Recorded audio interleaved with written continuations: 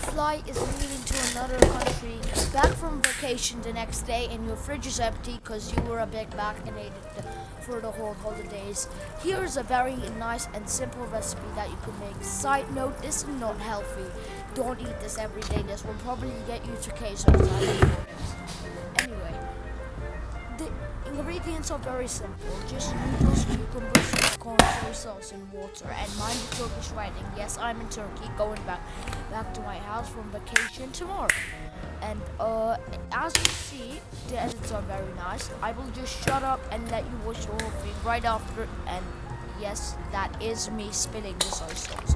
And just like I said, I will shut up and let you enjoy the rest of the video. Bye. I hope you had a fun holiday, everyone.